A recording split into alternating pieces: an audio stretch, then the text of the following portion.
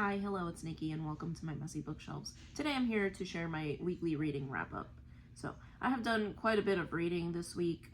Like the past 72 hours, I have remained indoors, curled up with a book because we were all sick, besides my daughter, in the house. So, I have done nothing but read. So, the first thing that I finished was The Inimitable Jeeves by P.G. Woodhouse. I think it's pronounced Woodhouse, right?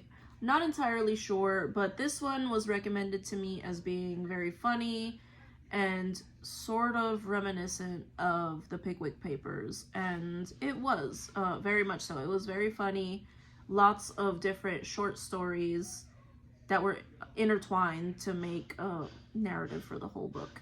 So we have the young gentleman and his valet, his manservant named Jeeves, and the manservant is getting oh my gosh, I already forget what the young man's name, Bertie, is getting his young man out of trouble, him and his friends.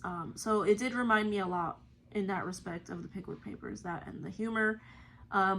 Not quite as funny as the Pickwick Papers, though I did enjoy it and am looking forward to exploring more of these books. So I really enjoyed that. And yes, this is a library book, and I do intend to disinfect all these library books that I have because, as I said, couldn't have predicted that we would all be sick in the house. The next thing I've been working on is How to Read Literature Like a Professor, and this is by Thomas C. Foster. And I am a little over halfway through this, and this has been really eye-opening. It's entertaining, especially for it being a nonfiction work, and it is a literature professor bringing us through all different sorts of devices, literary devices that are used in literature, and some things I never even thought of. I know rain, but I didn't really think of, lakes and rivers and things like that, and various different terrains, how that could sort of symbolize things that are happening in a story. A lot of other things too. So he takes us through sex, he takes us through religious symbology, he takes us through all kinds of different things, and like I said, some of them I never would have thought that there was a hidden meaning behind. So this is very educational, and I think this is one that I will reread in the future. So we will finish this one this month because I've been getting through it relatively quickly. Enjoying it very much. The next thing that I did start, and I only made it to chapter 3, was The Air Affair, and this is by Jasper Ford, I think.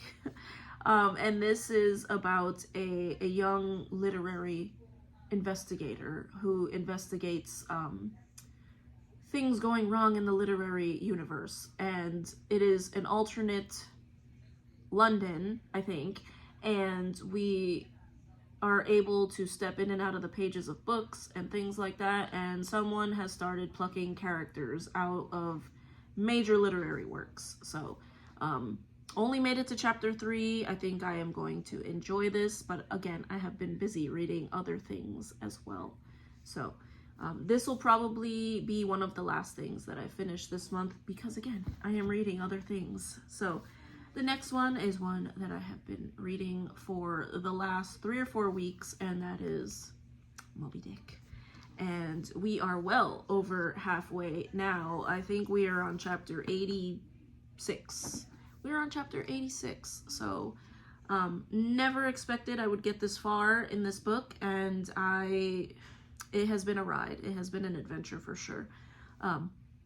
Some chapters are more interesting than others, but there hasn't really been a time where I have been hating this book as I thought I would in the past. So it's turning out to be quite a wonderful experience. So I think this is also one that we will finish this week, or this month in February. So yep, I'm reading a few chapters every single day, and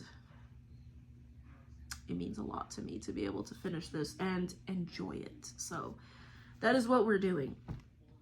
And the last thing that I've been reading is Fourth Wing by Rebecca Yarros.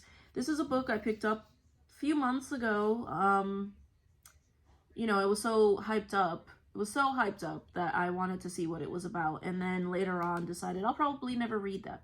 However, I was very interested to know why it has gotten so many people that I've never seen read a book pick up a book.